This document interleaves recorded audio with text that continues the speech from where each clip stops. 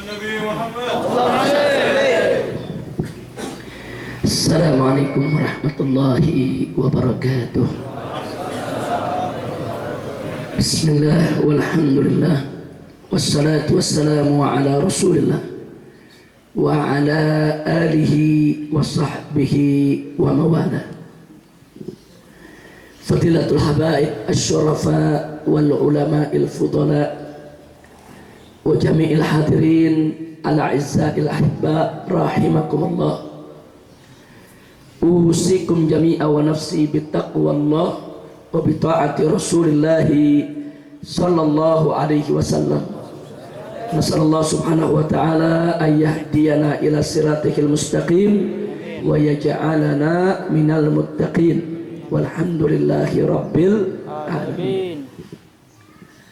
Kepada para habaib, para alim ulama, para kiai, para santri yang sama kita cintai dan semoga senantiasa dirahmati Allah subhanahu wa ta'ala, wabil khusus keluarga besar dari pendiri Pondok Pesantren Darut Ta'lim wa Da'wah almarhum wal maghfurullah Sayyidil Walid Al-Mahbub Al-Habib Alwi bin Salim Al-Idrus, naqashahallahu birahmati wal maghfirah wa yanfa'ana bi barakatih wa anwarih wa asrarih wa nafahatih wa ulumi fid dini wad dunya wal akhirah. Dan alhamdulillah putra-putra beliau sampai saat ini terus melanjutkan pesantren dan majelis yang ditinggalkan oleh orang tua kita. Di sini ada Sayyidul Mahbub Al-Habib Asadullah, Sayyidul Mahbub Al-Habib Abdullah dan yang lainnya. Kita doakan mudah-mudahan seluruh daripada generasi penerus Al-Habib Alwi bin Salim Al-Idrus dilimpahkan oleh Allah rahmat dan keberkahan, diberikan kemenangan dalam setiap langkah perjuangannya, diberikan kebahagiaan dari dunia hingga akhiratnya, panjang umur dalam ibadah dan taat kepada Allah, sehat wal afiat, amin ya rabbal alamin. Nah, ahibail kiram, sebagaimana sama kita ketahui saat ini kita sudah memasuki tahun baru Islam 1436 Hijriyah. Bicara tentang tahun baru Islam, kita diingatkan tentang peristiwa hijrahnya Nabi Muhammad sallallahu alaihi wasallam. Kenapa?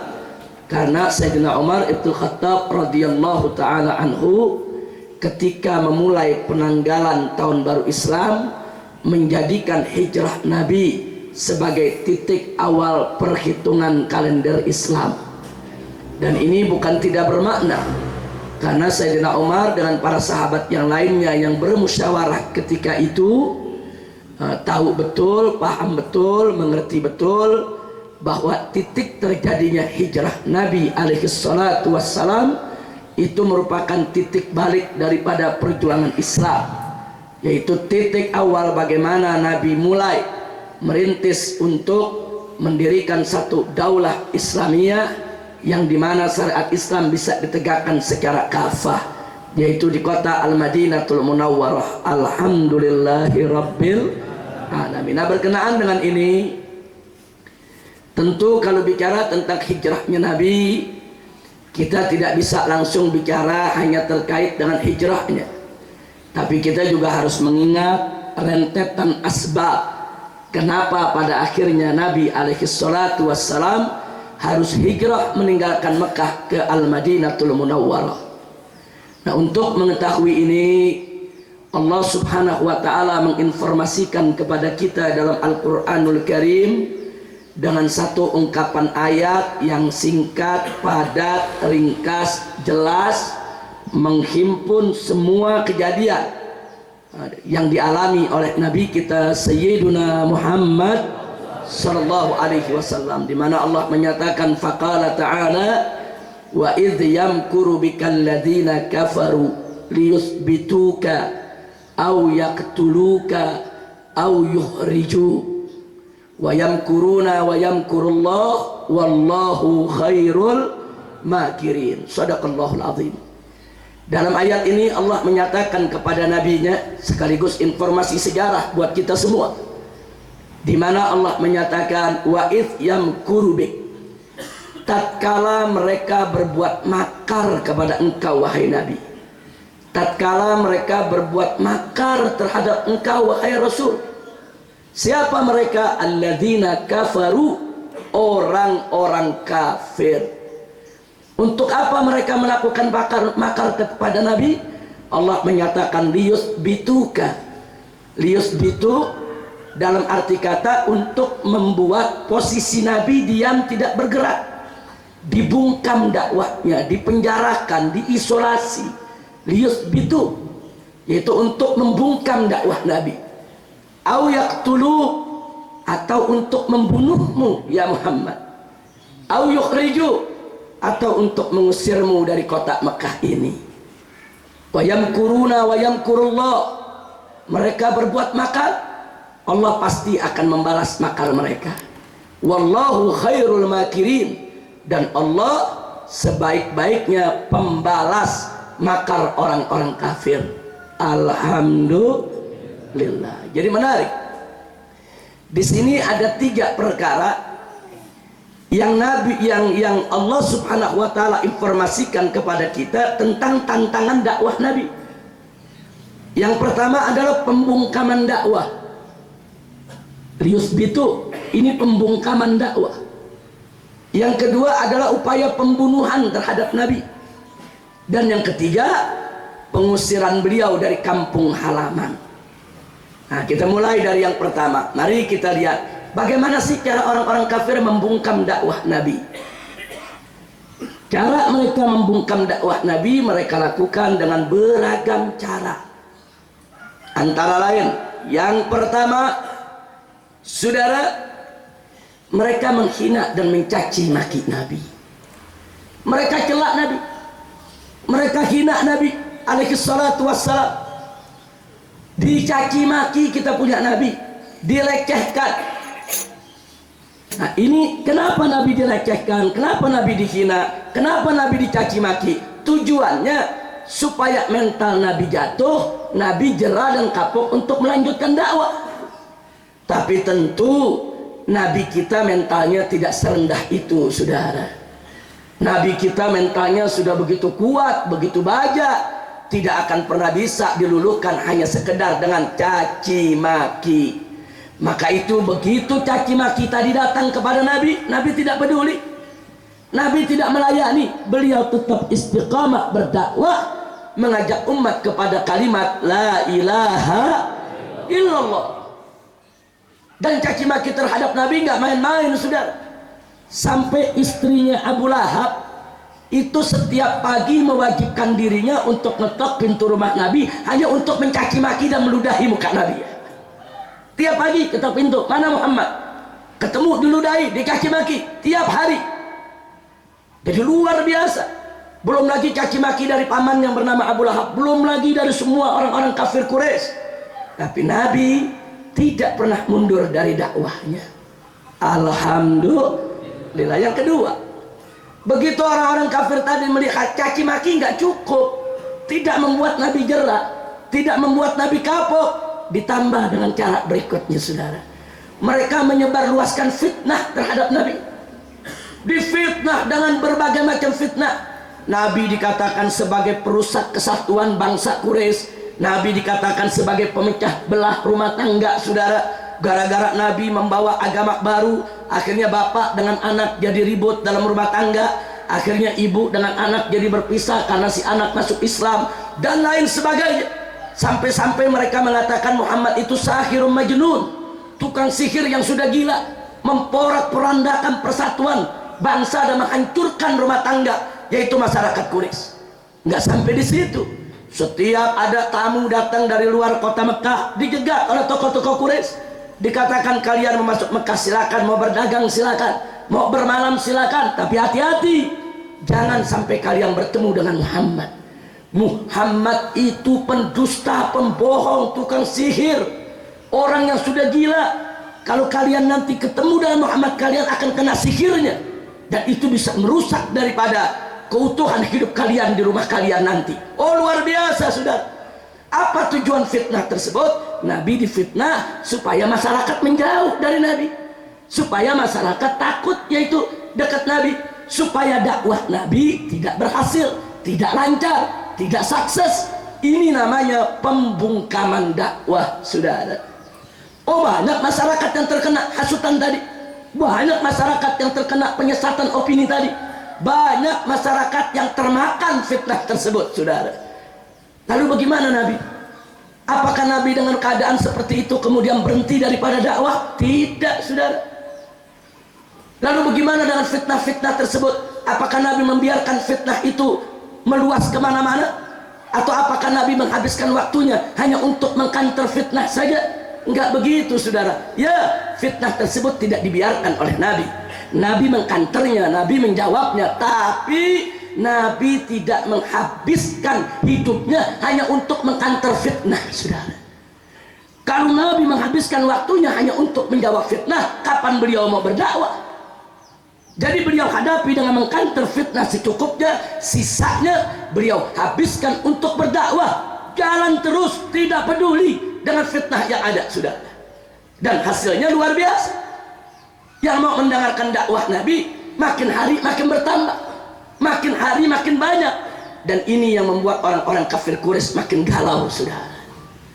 Begitu cara kedua tadi juga gagal, tidak berhasil mereka membungkam dakwah Nabi. Mereka pakai cara yang ketiga, saudara. Cara yang ketiga sebetulnya mereka ingin ganggu fisik Nabi. Cuma mereka belum punya keberanian, karena Abu Thalib paman Nabi, saudara, sudah menyatakan kesetiaannya untuk membela Nabi. Jangan coba-coba siapapun mengganggu daripada fisik Muhammad Sallallahu Alaihi Wasallam. Abu Thalib ketika itu berhasil menyatukan yaitu Banu Hashim dan Banu Muttalib, saudara, untuk membela Nabi, baik yang muslim maupun yang kafir. Dua anak suku bangsa Quraisy ini begitu setia, mereka jaga Nabi.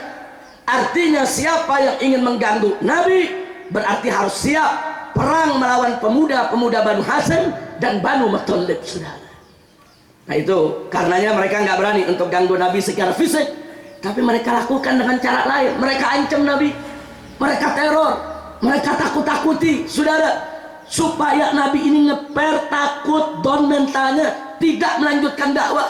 Lagi-lagi teror terhadap Nabi tidak berhasil, karena Nabi punya mental baja, saudara. Enggak kendor dakwah Nabi hanya karena item teror dan intimidasi. Begitu gagal cara ketiga ini, mereka pakai cara yang keempat.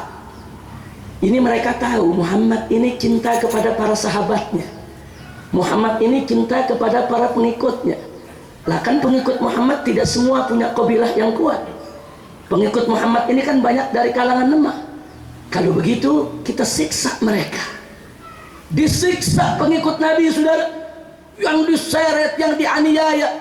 Bagaimana Ammar ibn Yasir radhiyallahu ta'ala anhu diseret oleh orang-orang kafir bersama kedua orang tuanya, dipaksa untuk murtad, dipaksa untuk keluar dari Islam. Yang kalau mereka tidak mau keluar dari Islam, dianiaya. Ammar diikat di tiang, ibu bapaknya dianiaya yang sudah tua renta, dipukuli, ditendangi, saudara. Ammar tidak kuat lihat ibunya dipukuli sedemikian rupa, menangis menjerit mohon pertolongan Allah, dan Ammar tetap bertahan dalam Islam. Si ibu dalam keadaan lebam-lebam, penuh darah, ngucur dari tubuhnya, saudara. Si ibu mengatakan, ya Ammar, wallahi, walaupun ibumu harus dibunuh pada hari ini, aku tidak ridho kalau kau keluar dari Islam. Marah orang kafir, lihat si ibu mengatakan begitu, dibanting si ibu, saudara, depan Ammar. Setelah itu tahu apa yang terjadi, saudara? Abu Jahal dengan biadabnya mengambil sebuah tombak. Ibunya Ammar yang bernama Sumayyah ditusuk oleh Abu Jahal, maaf, dari depan kemaluan tembus ke belakang, saudara. Mati sampai Ammar ibn Yasir pingsan dibuatnya, saudara. Selanjutnya ayahnya Ammar dibunuh juga. Kenapa mereka lakukan itu, saudara? Karena mereka tahu Nabi cinta kepada umatnya, cinta kepada para sahabatnya. Mereka mau hancurkan jiwa Nabi, mereka mau hancurkan perasaan Nabi. Mereka mau permainkan cinta Nabi supaya Nabi menderita, supaya Nabi, saudara, secara psikologis terganggu dan Nabi tidak lagi berani untuk melanjutkan dakwah. Bukan itu saja, saudara. Bagaimana sahabat-sahabat yang lain, saudara, seperti Khabbab umpamanya disetrika kepalanya. Bagaimana ada perempuan yang disiksa hingga buta matanya, saudara. Dianiaya. Bilal diseret ke tengah padang pasir, saudara. Dia telanjangi badannya, saudara. Dijemur, dicambuki, saudara. Enggak sampai di situ, ditindih dengan batu karang yang besar, dipaksa untuk keluar dari Islam. Bilal tetap mengatakan ahad, ahad. Tidak ada mereka yang murtad hanya karena siksaan, saudara. Lalu bagaimana dengan kita punya Nabi, saudara? Ya, kali ini Nabi kita harus mengevaluasi cara dakwahnya, saudara. Nabi berhenti sejenak, karena ini persoalan sangat serius. Sahabat disiksa dan dibunuh, saudara. Nabi dihadapkan dalam posisi yang sangat dilematis. Kalau beliau tidak berdakwah, beliau berdosa, karena itu kewajiban dari Allah. Tapi kalau beliau berdakwah, sahabat beliau, pengikut beliau dibunuh. Beliau dihadapkan kepada posisi yang serba sulit. Meninggalkan dakwah berarti meninggalkan perintah Allah. Berdakwah berarti membiarkan para sahabat dibunuh. Nabi berhenti sejenak. Beliau berpikir dalam, berpikir keras, bagaimana supaya dakwah jalan, sahabat tetap aman, saudara. Inilah salah satu bukti fatonahnya Nabi kita, cerdasnya yang luar biasa dalam berdakwah, saudara. Beliau stop sebentar itu dakwah, saudara. Kemudian beliau cari informasi di mana tempat yang bisa aman buat para sahabatnya yang lemah ini untuk menjaga iman dan akidahnya. Dan dalam waktu yang singkat beliau sudah dapat kabar ada satu negeri bernama Habasyah, dipimpin oleh seorang penguasa yang digelari Najasyi, seorang Nasrani, seorang ahlul kitab, tapi yang sangat toleran, yang tidak akan mengganggu umat beragama lain untuk ibadah di negerinya, saudara. Dan Nabi mendapatkan berita bukan sembarang berita, bukan sekadar isu, tapi betul-betul Nabi tatabut, Nabi betul-betul ta'aqqud, saudara. Kalau ini berita bisa dipertanggungjawabkan. Setelah berita itu matang, Nabi umumkan secara diam-diam kepada para sahabatnya, saudara. Sembunyi-sembunyi, supaya orang kafir tidak tahu, jangan sampai bocor, saudara. Alhamdulillah, saudara, akhirnya ketika itu dipimpin oleh sepupu Nabi yang bernama Ja'far bin Abi Thalib dan Utsman ibn Affan, saudara, puluhan umat Islam diam-diam meninggalkan kota Mekah menuju daripada Habasyah. Begitu orang kafir Quraisy tahu ada puluhan orang Islam pengikut Nabi berangkat ke negeri Habasyah, bukan mereka diam, mereka kejar, saudara. Mereka kejar. Begitu sampai di negeri sana, saudara, mereka datang ketemu Najasyi. Ini pembantu-pembantunya Najasyi, menteri-menterinya Najasyi, dikasih hadiah oleh orang kafir Quraisy. Untuk apa? Untuk membujuk Najasyi agar orang-orang Islam tersebut dikembalikan ke kota Mekah, saudara. Dia bayar kepada para menterinya sampai bisa ketemu dengan Najasyi.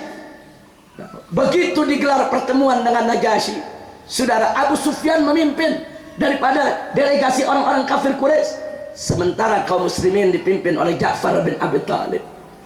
Nah, ketika itu, saudara, dihasut Najasyi. Salah satu hasutan Abu Sufyan apa? Hei Najasyi, kau tanya ini kepada orang-orang yang punya agama baru, dia hina agama kamu. Maksudnya dia hina itu agama Nasrani. Coba kamu tanya apa pandangannya soal Isa. Karena Abu Sufyan tahu umat Nasrani ini sangat memuliakan Nabi Isa. Kemudian Najasyi bertanya ke Ja'far, apa betul kalian punya pernyataan yang kalian dapat dari Muhammad tentang Isa? Coba bacakan kepadaku. Ja'far bin Abi Thalib, saudara, orang cerdas, orang pandai, hafal Al-Quran. Beliau keluarkan satu persatu ayat-ayat Al-Quran yang bicara tentang Isa alaihissalam, yang membuat Najasyi, saudara, terkejut, kaget, terkagum-kagum, sampai akhirnya Najasyi berdiri di hadapan Ja'far. Sebetulnya beda kalian dengan kami hanya segaris. Subhanallah, saudara, akhirnya Najasyi mempersilahkan umat Islam hidup, yaitu di Habasyah. Habasyah itu kalau sekarang disebut negeri Ethiopia, saudara.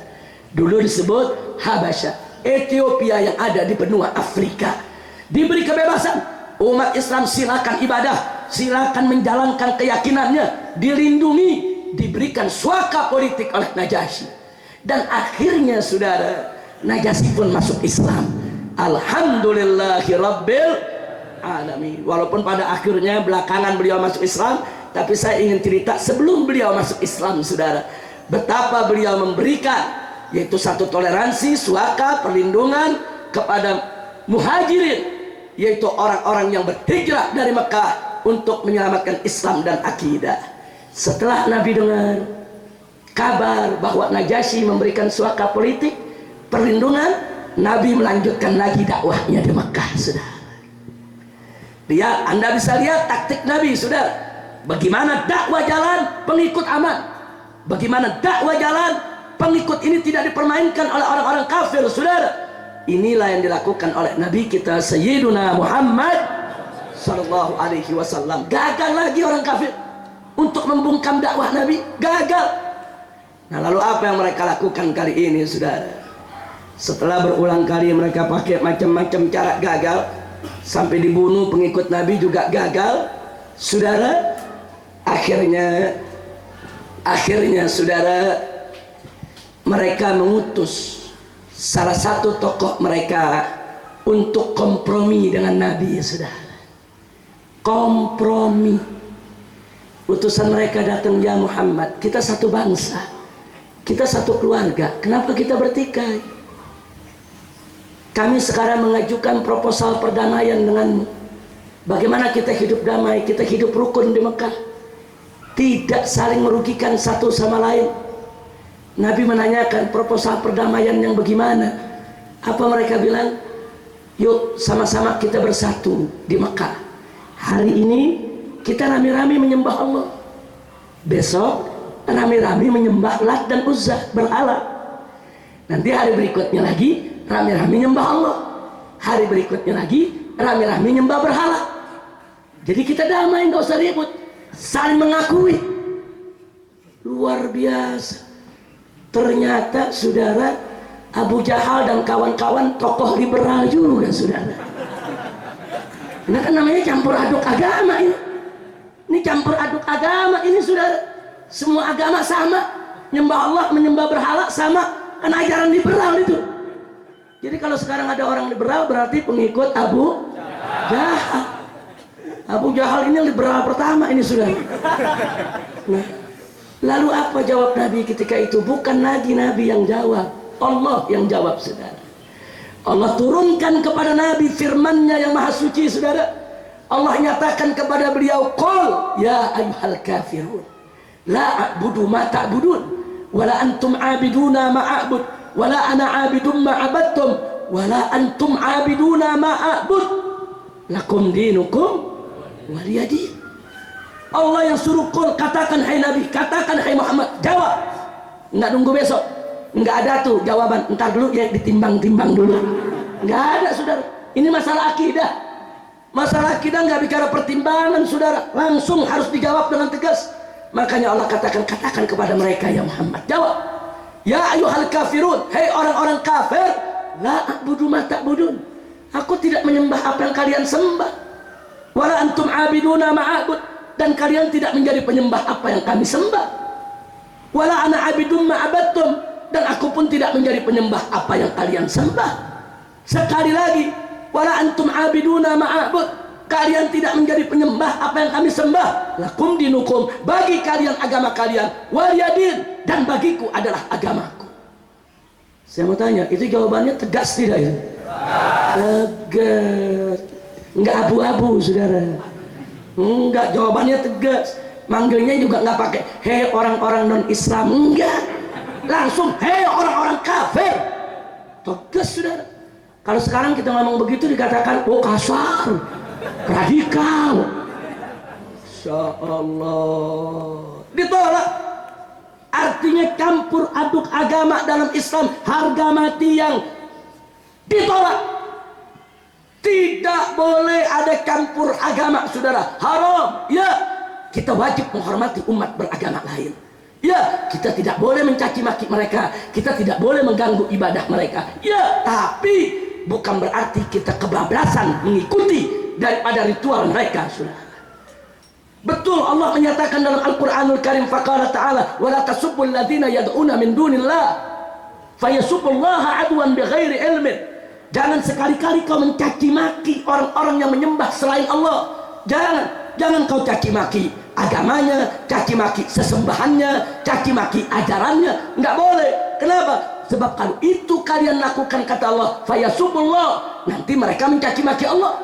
Adwan bighairi ilmin, kelewat batas, penuh kebencian, permusuhan tanpa ilmu pengetahuan. Jangan sampai Allah mereka caci maki, jangan coba-coba kita caci maki agama mereka. Subhanallah. Tapi bukan berarti kita kebablasan ikut ritual mereka. Ngaku Islam, Idul Fitri, Lebaran, Natal ikut Natalan. Apa ceritanya, Saudara? Ngaku Islam, Idul Fitri nih, berhari raya, Idul Adha berhari raya, Saudara. Begitu Valentine, anak-anak muda pada ikut-ikutan. Inna lillahi wa inna ilaihi raji'un. Mau ngapain kita ikut hari raya orang sampai kayak kekurangan hari raya gitu? Inna lillahi wa inna ilaihi raji'un. Akhirnya orang kafir gagal lagi, Saudara, membungkam dakwah Nabi. Nah, kali ini, Saudara, begitu mereka sudah gagal membungkam dakwah Nabi dengan hal yang sedemikian rupa, kali ini mereka ingin sogok Nabi. Oh, Nabi nggak bisa diajak kompromi, campur aduk agama. Coba kita tawarkan sogokan buat Nabi. Datang lagi mereka, Saudara, ke Nabi. Apa mereka bilang? Ya Muhammad, apa sih yang kau mau dengan kau punya dakwah?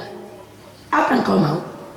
Kalau kau mau jadi raja, kami nobatkan kau sebagai raja Arab, rajanya bangsa Quraisy. Kami siap melayanimu dan membelamu. Kalau kau ingin wanita cantik, kami akan kumpulkan wanita-wanita tercantik di tengah bangsa Quraisy, akan kami berikan kepada engkau. Kalau kau menginginkan harta benda, kami berikan separuh dari harta benda seluruh bangsa Quraisy untukmu, ya Muhammad. Tapi tinggalkan kau punya kerjaan ini. Jangan kau sebarkan agama barumu ini. Tetap kita bersatu dalam agama nenek moyang kita. Luar biasa, Saudara. Ini yang mereka tawarkan, dan tetap ditolak oleh Nabi, Saudara. Begitu ditolak oleh Nabi, mereka marah. Mereka datang ke Abu Talib. Apa mereka bilang? Ya Abu Talib, kesabaran kami sudah habis. Kami sudah tawarkan aneka ragam tawaran kepada Muhammad. Muhammad tidak mau. Kalau Muhammad masih tetap berkeras seperti ini, ya Abu Talib, maka sudah kesabaran kami sudah habis. Kami akan kumpulkan pemuda-pemuda dari seluruh bangsa Quraisy. Kami akan bunuh Muhammad. Dan kalau kau coba-coba mencegah kami dengan Bani Hasyim atau Bani Muttalib, maka kami akan perangi kalian secara bersama-sama. Diancam. Abu Talib diam, Saudara. Akhirnya begitu mereka pulang, Saudara, ternyata pada saat mereka menyampaikan itu semua, Nabi ada di dalam rumah Abu Talib. Nabi disembunyikan oleh Abu Talib, Saudara. Nah, begitu akhirnya mereka pulang, Abu Talib mengatakan kepada Nabi sambil menangis, ya Muhammad, kau sudah dengar apa yang mereka katakan? Kali ini aku lihat mereka tidak main-main. Begitu Nabi melihat Abu Talib menangis, Saudara, Nabi ikut menangis. Bukan menangis karena takut, tapi karena terharu dengan cinta Abu Talib, terharu dengan kasih sayang Abu Talib. Sampai Abu Talib sedih untuk menjaga daripada Nabi. Begitu Abu Talib melihat Nabi menangis, Saudara, Abu Talib memastikan, ya Muhammad, kau jangan bersedih. Aku tidak akan meninggalkanmu, tidak. Apapun putusanmu, aku akan bela. Tapi apa yang aku harus katakan kepada mereka? Apa jawab Nabi? Nabi katakan ke Abu Talib, ya ammi, ya Abu Talib, qul li Quraisy, qul li Quraisy, law wada'at asy-syamsa fi yamini wal qamara fi yasari ala an atruqa hadzal amr wallahi ma taraktu. Sampaikan kepada mereka, wahai pamanku Abu Talib, jangankan mereka tawarkan tahta, harta, wanita. Andai kata mereka meletakkan matahari di sebelah kananku, bulan di sebelah kiriku, agar aku meninggalkan daripada yaitu kewajiban dakwah ini, wallahi demi Allah, mataraktu tidak akan pernah aku tinggalkan. Imma aku berhasil atau aku mati dalam dakwah ini. Subhanallah. Jadi ucapan Nabi ini saudara ada dua dimensi. Pertama, jangankan tawaran harta tahta wanita, tawaran matahari, bulan dan seisi dunia buat Nabi, Nabi tidak tinggalkan dakwah. Itu dimensi pertama. Dimensi kedua, jangankan ancaman tadi, diancam mau dibunuh sama orang-orang Quraisy, saudara, mau dikepung, mau dikerubuti. Andaikan matahari, bulan ditibanin kepada Nabi, yang beratnya luar biasa, saudara. Ya kalau orang ketiban bulan matahari pasti mati, saudara. Nabi nggak peduli seberat apapun tantangannya.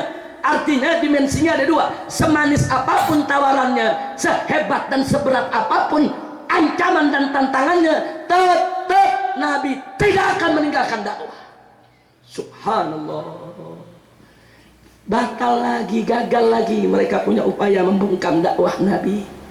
Hari ini apa yang mereka lakukan? Mereka kumpul di Ka'bah, saudara. Mereka kumpul bersama-sama. Mereka tunjukkan kemarahan mereka, saudara. Mereka kumpulkan pemuda-pemuda Quraisy dengan pedang terhunus. Mereka datangi yaitu Abu Talib untuk mereka bunuh kita punya Nabi, saudara. Tapi ketika berita itu tersebar, seluruh pemuda Bani Muttalib dan Bani Hashim menghunus pedang, rame-rame datang ke syabahnya Abu Talib, saudara. Rame-rame mengepung rumah Abu Talib. Mereka siap perang, mereka siap mati. Berhadap-hadapan dua kubu pemuda, yang satu membunuh Nabi, yang satu membela Nabi, saudara. Akhirnya orang-orang kafir tadi mundur. Begitu melihat kesigapan Bani Hashim, kesigapan Bani Muttalib dalam membela Nabi, dan Abu Talib instruksikan mereka, ada yang masuk bunuh, ada yang masuk habisi, tidak boleh ada yang menyentuh Muhammad. Subhanallah. Akhirnya mereka mundur, tapi mereka marah, mereka kecewa. Kemana mereka mundur? Mereka kumpul di sekitar Ka'bah, mereka buat petisi. Mulai hari ini seluruh bangsa Quraisy tidak boleh ada yang berhubungan dengan Muhammad dan para pembelanya, baik yang belanya itu muslim maupun yang belanya itu kafir dari kalangan Bani Hashim dan Bani Muttalib. Jangan ada yang berdagang dengan mereka, jangan ada yang beli dagangan mereka, dan kalau mereka belanja kepada Quraisy tidak boleh dilayani. Jangan tengoki mereka, jangan tegur mereka, jangan bantu mereka, dan jangan ada yang menerima lamaran mereka atau mereka yang melamar Quraisy yang lainnya. Tolak semua lamaran, putuskan sebuah hubungan. Dan mereka tidak boleh keluar dari kota Mekah. Mereka harus dikepung, diawasi. Saudara, petisi ini ditulis di kulit binatang, saudara, digulung, dimasukkan dalam kotak, disimpan di dalam Ka'bah. Saudara, bulan pertama Nabi dan para sahabat bertahan, masih banyak perbekalan, saudara. Bulan kedua perbekalan mulai susut. 6 bulan mulai susah, saudara. Mau belanja udah nggak bisa, perbekalan udah mulai habis, saudara. Mau keluar dari kota Mekah dijegat, tidak boleh ada yang keluar dari kota Mekah. Diisolasi, saudara, diembargo. Ini namanya embargo ekonomi, embargo sosial politik. Betul-betul diembargo habis, tidak boleh, diboikot. Masuk 1 tahun, saudara, mulai mereka makan 1 kurma buat 2 hari. Coba lihat penderitaan mereka, saudara. Malah Nabi mulai makan daun-daun kering, saudara. Sehari makan, sehari tidak makan. Taruh batu di perut, diikat perutnya dengan batu, saudara, untuk menahan perih lapar. Untuk apa semua itu Nabi dan para sahabat melakukannya? Hanya untuk dakwah di jalan Allah, mencari ridho Allah, menegakkan kalimat la ilaha illallah. Enggak peduli. Masuk tahun kedua, saudara, menjelang tahun ketiga, mulai ada yang bertumbangan, yang sakit, yang kelaparan, yang meninggal dunia, saudara. Dan Nabi selalu memohon pertolongan Allah.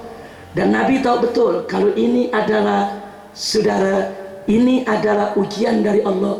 Sampai ada sebagian sahabat datang kepada Nabi, ya Rasulullah, mata Rasulullah, wahai Rasulullah, kapan ini pertolongan Allah? Bukan mereka nggak sabar, bukan, saking menderitanya saudara, saking sulitnya kondisi di saat itu saudara, nggak ada yang bisa menyelamatkan mereka kecuali pertolongan Allah. Luar biasa. Sampai masuk tahun ketiga saudara, diboikot habis, dan Nabi tetap berdakwah, tidak peduli siapa yang Nabi jumpai dari orang kafir, tetap Nabi ajak untuk masuk Islam. Inilah Nabi kita saudara. Akhirnya pertolongan Allah datang. Allah mengabarkan kepada nabinya saudara, bahwa petisi yang ditulis di kulit binatang tadi di dalam Ka'bah saudara, sudah habis dimakan rayap. Siapa yang tahu saudara? Ada di dalam kotak, di dalam Ka'bah, nggak ada yang lihat, dikunci, digembok saudara. Kemudian Nabi kumpulkan para sahabatnya, Nabi kasih kabar gembira, busra lakum, ada kabar gembira buat kalian semua. Apa kabar gembiranya? Petisi mereka sudah dimakan rayap, menunjukkan bahwa Rabbul Ka'bah, Tuhan pemilik Ka'bah, tidak ridho dengan mereka punya petisi. Nah, begitu berita ini menyebar, didengar oleh Hamzah ibn Abdul Muttalib, Hamzah langsung dengan gagah datang ke depan Ka'bah, diundang tuh semua orang kafir. Masyarakat Quraisy, ayo kita kumpul. Rabbul Ka'bah, Tuhan pemilik Ka'bah ini yang kita semua sama yakini keberadaannya, dia tidak rela dengan petisi kalian. Orang-orang kafir ketawa, mentertawakan Hamzah. Dari mana kau bilang gak rela? Kalian punya petisi udah dimakan rayap. Oh, ditertawakan Hamzah oleh orang-orang kafir. Kau ngigo ya Hamzah, kau sudah gila karena udah kelaparan. Akhirnya Hamzah tantang, baik, kita buktikan. Kita buktikan sekarang, apakah Rabbul Ka'bah ini ridho dengan kalian punya petisi atau tidak. Dan kalau ternyata betul dimakan rayap, berarti Muhammad benar, Rabbul Ka'bah tidak rela, harus kalian stop ini boikot. Diterima saudara. Tadinya sebagian nggak mau, tapi Mut'im bin Adi, salah seorang tokoh kafir Quraisy yang dianggap cukup bijak saudara, dia katakan harus kita lihat, harus kita lihat, harus kita buktikan. Orang kafir sama orang kafir ribut, yang sebagian bilang jangan, ini cuma ngigoknya mereka, yang sebagian bilang enggak, kita harus lihat. Di antara yang ngotot untuk melihat adalah Mut'im bin Adi saudara. Akhirnya Ka'bah dibuka, kotak dibuka, subhanallah, petisi itu sudah habis dimakan rayap kecuali tulisan Bismillah. Cuma nama Allah yang rayap nggak berani makan. Loh kok pakai Bismillah? Karena memang orang-orang kafir ini, mereka percaya Allah itu ada, tapi mereka tidak mentauhidkan Allah. Di samping Allah mereka menyembah daripada berhala-berhala. Makanya dalam Al-Quran Allah menyatakan kepada Nabi, wala in sa'altahum man khalaqas samawati wal ard la yaquluna Allah. Kalau kau bertanya kepada mereka orang-orang kafir itu, ya Muhammad, siapa menciptakan langit dan bumi, mereka akan jawab Allah. Cuma mereka tidak mentauhidkan Allah, mereka tidak mengesahkan Allah, mereka ciptakan Tuhan-Tuhan baru, aliha, di samping Allah subhanahu wa ta'ala. Jadi dalam tulisan tadi mereka masih sebut nama Allah, dengan nama Allah, dengan nama Lat, dengan nama Uzza, dengan nama Manat, dengan nama berhala. Yang lain dimakan rayap, kecuali Bismillah yang tidak dimakan rayap. Subhanallah, rayap tahu mana Tuhan yang benar, mana Tuhan yang nggak benar. Rayap tahu saudara. Kan kelewatan kalau manusia nggak tahu dikasih akal oleh Allah. Nah, mudah-mudahan kita semua selalu dikuatkan iman oleh Allah subhanahu wa ta'ala. Begitu dilihat sedemikian rupa, sebagian tokoh Quraisy mengatakan boikot tetap harus berlanjut, tapi Mut'im bin Adi mengatakan tidak bisa. Ini bukti Rabbul Ka'bah yang sama kita yakini keberadaannya tidak rela dengan petisi kita. Stop, tidak boleh kita lakukan dan tidak boleh lagi kita lanjutkan ini. Stop. Akhirnya mereka tidak boikot lagi saudara. Mulailah Nabi dengan mereka berbelanja lagi, bergaul lagi, berhubungan lagi, dan Nabi terus berdakwah lagi. Alhamdulillah. Tapi mereka orang kafir Quraisy gak puas. Nggak puas, ini bagaimana caranya untuk menghentikan daripada dakwah Nabi. Nah kemudian saudara, mereka bikin aturan. Saudara, aturannya adalah saudara, bahwa Nabi kalau ingin di kota Mekah tidak boleh berdakwah lagi. Mereka tidak boikot, tapi Nabi nggak boleh keliling untuk dakwah. Nah, akhirnya apa yang terjadi? Nabi hijrah ke Taif. Karena sebelum itu saudara, Nabi tidak mereka ganggu, mereka tetap berdakwah. Tapi ada satu berita duka datang. Setelah selesai masa-masa sulit tadi saudara, istri Nabi tercinta, tulang punggung dakwah Nabi, Sayyidatuna Khadijatul Kubra radhiyallahu taala anha meninggal dunia. Dan beberapa bulan berikutnya Abu Thalib juga meninggal dunia. Begitu dua orang ini meninggal dunia, gembira orang-orang kafir Quraisy, saudara.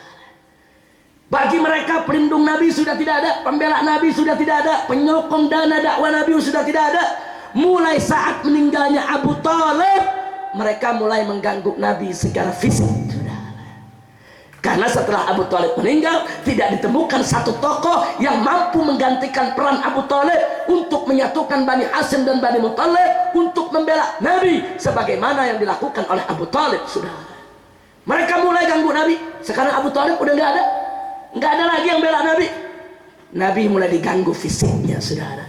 Begitu beliau sedang munajat di depan Ka'bah kepada Allah, tiba-tiba orang-orang kafir datang, saudara. Salah satu dari mereka maju, dililit leher kita punya Nabi dengan kain panjang, diseret-seret, saudara. Sampai Nabi tercekik, matanya melotot, tidak bisa nafas, muka merah, diseret.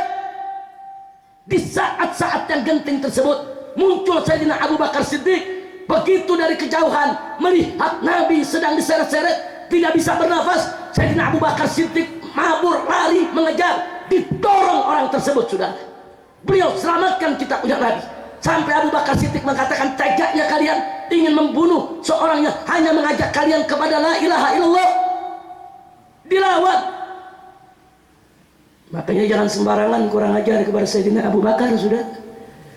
Perjuangannya luar biasa bersama Nabi. Akhirnya Nabi bisa diselamatkan. 2 hari berikutnya lagi, saudara, orang-orang kafir ini, saudara, bawa perut unta yang disembelih kemarin, yang baunya sudah luar biasa, yang di dalam isinya banyak kotoran, saudara. Begitu Nabi sedang sujud sholat depan Ka'bah, mereka datang, mereka sirami itu Nabi dengan kotoran unta, dengan isi perut unta. Saudara, ketika itu putri Nabi tercipta, jantung hatinya Sayyidatuna Fatimah Zahra radhiyallahu taala anha datang membersihkan semua kotoran. Dia lawan itu orang-orang kafir, saudara. Fatimah Zahra singa betina, tidak diam ayahnya diperlakukan sedemikian rupa. Dia berdiri tolak pinggang, dia lawan orang-orang kafir tadi, saudara. Tapi Nabi mengingatkan, itma'inni ya benati, tenang, sabar, sabar, kau diam. Nabi nggak mau nanti putrinya yang diganggu oleh orang-orang kafir, saudara. Nah, karena tiap hari Nabi diganggu fisiknya, nggak aman lagi dakwah di Mekah. Maka itu Nabi pergi hijrah ke Taif. Singkat cerita, ternyata orang Taif sudah terhasut oleh opini Quraisy. Orang-orang Quraisy sudah bikin cerita macam-macam. Awas, Muhammad itu penghancur rumah tangga, Muhammad itu tukang sihir, Muhammad itu bikin urusan rumah tangga berantakan, penghancur kesatuan. Orang-orang Taif percaya, saudara. Begitu Nabi masuk ke sana, mereka usir. Yang tua, yang muda, lelaki, perempuan, semua turun ke jalan mengusir Nabi, menimpuki Nabi dengan besi, dengan kayu, dengan batu, saudara. Sampai sekujur tubuh Nabi berlumuran darah, pakaiannya yang serba putih berubah jadi merah. Diusir sampai beliau pingsan, saudara. Diusir. Jangankan kita yang mendengarnya, malaikat yang mulia yang mengetahui hal tersebut marah, minta izin kepada Allah untuk membela Nabi. Itu malaikat datang kepada Nabi, minta diperintah untuk menghancurkan Taif. Tapi Nabi tidak mengharapkan itu. Nabi hanya mengatakan, lah, jangan. Bal arju an takhruja min aslabihim man yu'minu billahi wa rasulih. Bahkan aku tetap berharap kepada Allah agar nanti dari anak turunannya, generasi penerusnya, ada orang-orang yang beriman kepada Allah dan Rasulnya. Makanya sampai detik ini tidak ada satu pendidik Taif pun yang kafir, saudara. Nggak ada. berkat doa Nabi kita Muhammad sallallahu alaihi wasallam. Begitu Nabi diusir, saudara, tinggal putra angkatnya Zaid ibn Harithah kebingungan yang mendampingi Nabi. Ya Rasulullah, kita mau pergi kemana sekarang? Dari Mekah kita udah diusir, masuk Taif nggak diterima. Nah kalau Taif aja tetangga nggak nerima, bagaimana yang jauh-jauh? Kita nggak tahu keadaan mereka. Kata Nabi, tenang ya Zaid, Allah pasti akan beri jalan keluar. Nggak berapa lama kemudian kata Nabi, ya Zaid, kau datangi Mut'im bin Adi. Mut'im bin Adi itu tokoh kafir Quraisy yang sangat dihormati oleh masyarakat kafir Quraisy. Kau sampaikan kepada dia bahwa Muhammad minta suaka al-luju untuk boleh masuk ke Mekah lagi. Saudara, akhirnya Zaid ini mengatakan, ya Rasulullah, dia kafir, dia selama ini nggak bela kita. Tapi kata Nabi, enggak, kau temui aja dia. Kenapa Nabi suruh temui Mut'im bin Adi? Karena selama ini yang paling lunak Mut'im bin Adi. Selama ini yang mau bermuamalah dengan kaum muslimin Mut'im bin Adi. Selama ini yang menolak petisi boikot kaum muslimin Mut'im bin Adi. Dan pada akhirnya pun yang mendorong untuk pembatalan juga Mut'im bin Adi, saudara. Dan Mut'im bin Adi ini nggak pernah terdengar menyiksa orang-orang muslim, walaupun dia orang kafir, keras kafirnya. Jadi Nabi pandai memilih mana orang kafir yang bisa manfaat buat umat Islam, saudara. Akhirnya dikirimlah Zaid. Zaid temui, sembunyi-sembunyi masuk ke Mekah. Akhirnya Mut'im bin Adi bilang, baik, aku berikan suaka buat Muhammad, tapi Muhammad mesti ikut aturanku. Jangan Muhammad berdakwah semau-maunya. Diterima, saudara. Begitu Nabi masuk ke kota Mekah kembali, saudara, marah orang-orang kafir Quraisy. Kenapa Muhammad bisa masuk? Begitu mereka dengar yang memberikan yaitu al-luju as-siyasi adalah Mut'im bin Adi, rame-rame mereka datang ke Mut'im bin Adi. Mereka tanya, ya Mut'im, engkau ini sebagai pemberi suaka atau sudah jadi pengikut Muhammad? Kalau jadi pengikut Muhammad dimusuhi, saudara. Tapi Mut'im mengatakan, bal ana syafi', aku ini cuma pemberi suaka, aku nggak ikut menjadi pengikut Muhammad. Nah itu ada aturan, saudara. Orang kalau sudah diberikan suaka kepada seorang tokoh kafir Quraisy nggak boleh diganggu. Dulu Nabi diberikan suaka oleh Abu Thalib. Setelah Abu Thalib nggak ada yang memberikan suaka, orang-orang kafir. Nah sekarang ada lagi satu, Mut'im bin Adi, yang memberikan suaka, saudara. Akhirnya Nabi bisa masuk ke kota Mekah. Syarat Nabi nggak boleh berdakwah seenaknya, saudara. Tapi Nabi kita cerdas. Ya, Nabi tidak berdakwah keluar, yang di dalam tetap didakwahkan, saudara. Yang di dalam tetap dikuatkan akidahnya. Plus setiap musim haji Nabi minta izin kepada Mut'im bin Adi untuk ikut berkumpul ke acaranya orang-orang Arab. Orang Arab itu, saudara, walaupun mereka jahiliyah kafir, tapi ada sisa-sisa ajaran Nabi Ibrahim menyangkut manasik haji, mereka haji. Diizinkan. Itulah yang Nabi manfaatkan. Nabi duduk di tempat Jumratul Aqabah, saudara. Jadi ada bangsa Arab datang dari mana-mana negeri. Tiap musim haji mereka turun. Nabi duduk, Nabi ajak mereka untuk mampir. Ayo mampir, kita ngobrol, kita diskusi, kita duduk, kita bicara. Tapi yang kurang ajarnya apa? Abu Lahab diri di samping. Abu Lahab diri bilang apa? Saudara-saudaraku bangsa Arab, hati-hati, ini keponakanku. Aku ini pamannya. Aku tahu ini gila, ini tidak waras, ini orang jahat. Coba lihat tantangannya, saudara. Di satu sisi Nabi mengajak mereka di tempat yang sama, Abu Lahab propaganda. Tapi subhanallah, datang juga 12 orang dari Madinah, duduk di depan Nabi, saudara. Mereka bisik-bisik, oh ini yang namanya Muhammad yang katanya Nabi. Ini di kita punya negeri orang Yahudi lagi pada ribut, cirinya sama nih. Ayo kita deketin, mereka duduk, mereka dengerin dakwah Nabi. Masuk Islam 12 ya.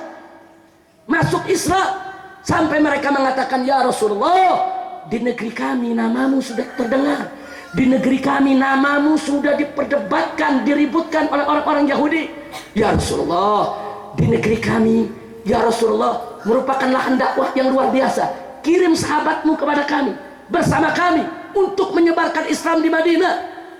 Nabi kirim, saudara, yaitu Mus'ab ibn Umair, untuk menyebarkan Islam di Madinah. Berangkat sampai di Madinah, Mus'ab bin Umair terus keliling dengan orang-orang yang 12 tadi menyebarkan Islam. Tahun depannya di musim haji datang lagi dari Madinah 72 orang sudah muslim. Terus apa mereka bilang kepada Nabi? Ya Rasulullah, negeri kami terbuka untukmu, kami mengharapkan kedatanganmu, hijrahlah ke Madinah, kami akan jaga engkau dari depan, dari belakang, samping kanan, samping kiri, kami tidak akan biarkan orang mengganggumu. Subhanallah.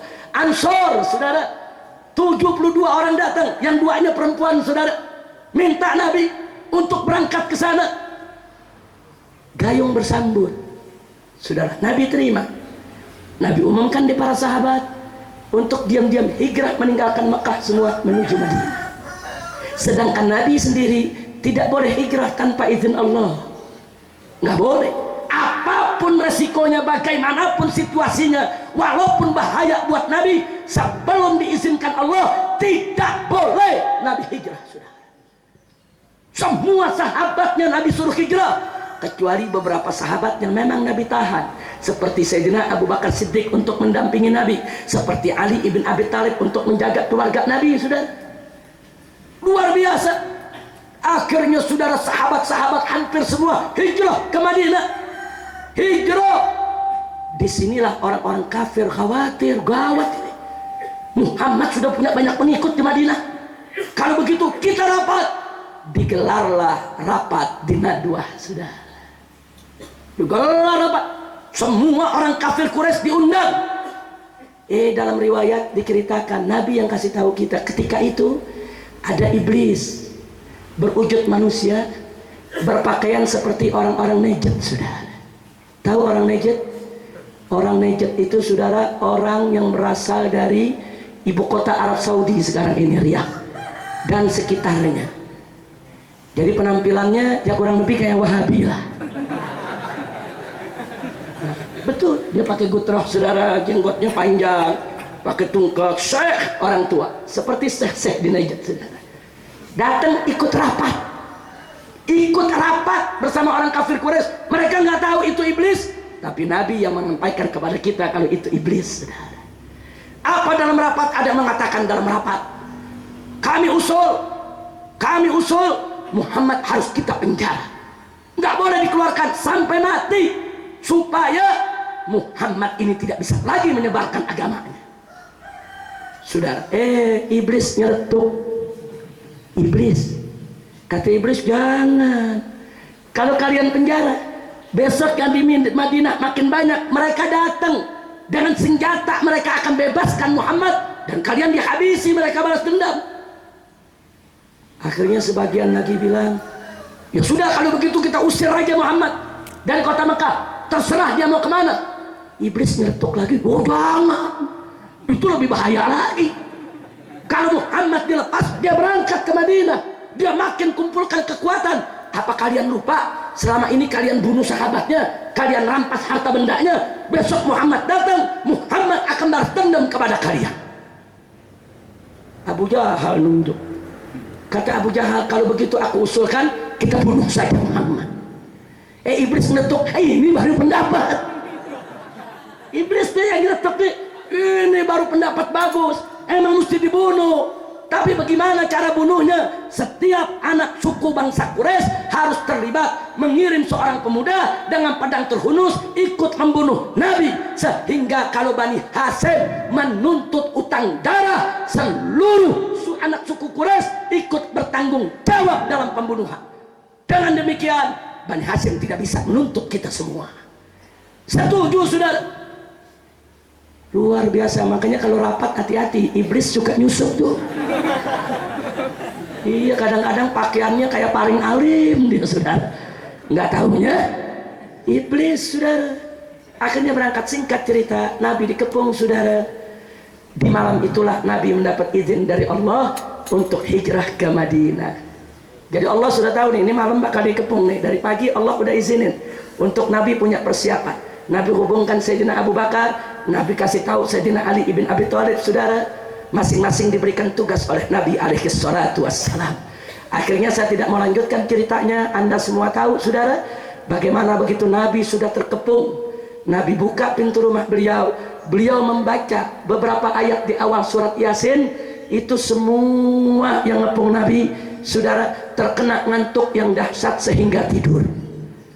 Nah, cuman kadang-kadang disalahgunain sekarang, maling pakai surat Yasin juga.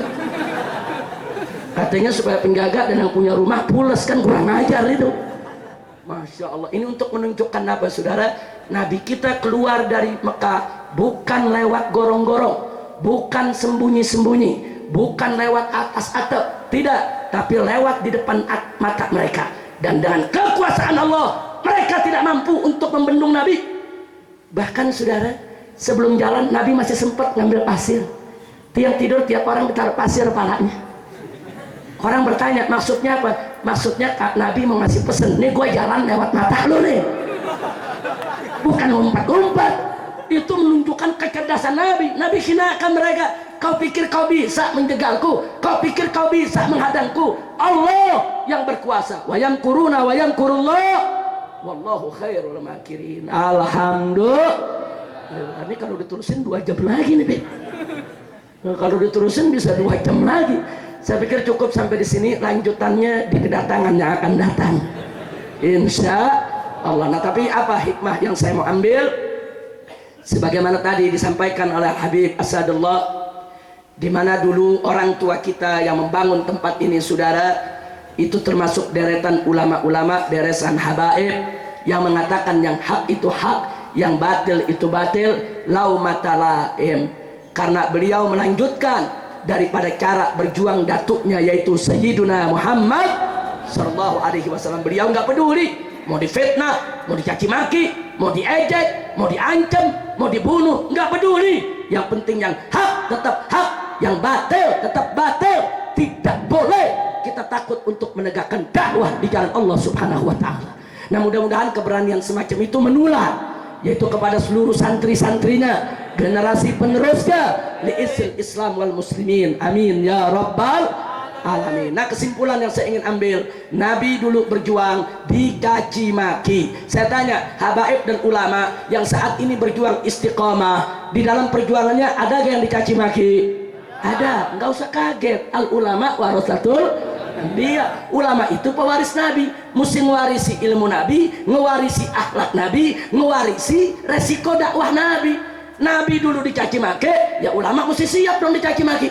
Nabi dulu difitnah, ya ulama mesti siap dong untuk difitnah. Nabi dulu, saudara, diteror, diintimidasi, ulama mesti siap dengan teror dan intimidasi. Dulu Nabi kuat, nggak mempan diteror, akhirnya pengikutnya diteror. Ulama sekarang pun jangan kaget kalau mereka kuat, nggak mempan diteror, bisa santrinya yang diteror dan dianiaya, saudara. Jangan kaget. Dulu, saudara, Nabi dulu dibujuk oleh orang-orang kafir untuk campur aduk agama. Sekarang pun begitu juga. Ulama-ulama dibujuk untuk campur agama. Ulama disuruh ikutlah ke gereja.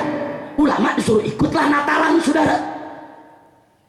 Jadi ulama mesti siap menghadapi yang begitu. Dulu Nabi menolak campur aduk agama. Ulama juga wajib untuk menolak campur aduk agama. Nah, dulu Nabi kita lihat diboikot, saudara. Jangan kaget kalau ada ulama sekarang berjuang diboikot. Orang nggak boleh nyumbang dia, orang nggak boleh nyumbang majelisnya, saudara. Kalau dia dagang, jangan ada yang beli. Kalau perlu listriknya diputusin, saudara. Coba kita lihat.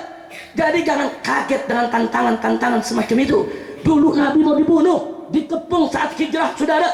Jangan kaget kalau ulama sekarang juga direncanakan untuk dibunuh.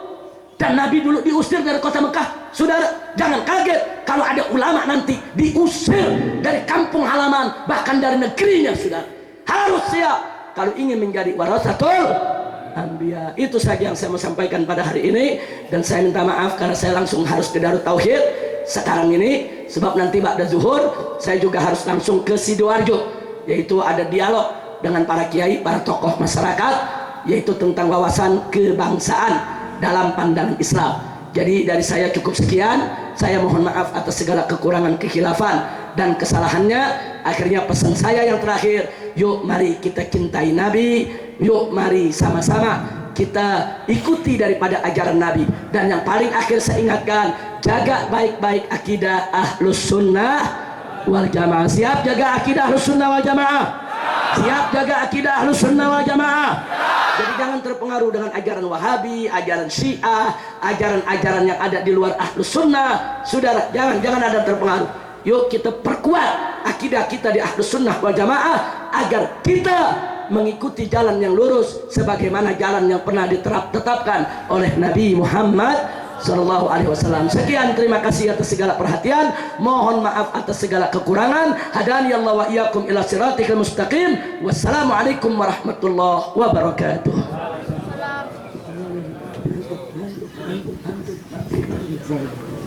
الفاتحة بنية القبول وتمام كل سؤال ومأمول إلى حضرة الرسول والبتول وأمها وبعلها وبنيها أن الله سبحانه وتعالى أن يتغشى الحبيب علوي بن سالم العدروس برحمة المغفرة وأن ينفعنا بركاته وأنواره وأسراره ونفعاته في الدين والدنيا والآخرة وأن الله سبحانه وتعالى يبارك لنا يبارك لكم وأن يوفقنا وإياكم للنجاح والفلاح والاستقامة في الدين والدنيا والآخرة وإلى حضرة النبي صلى الله عليه وسلم بسر الفاتحة.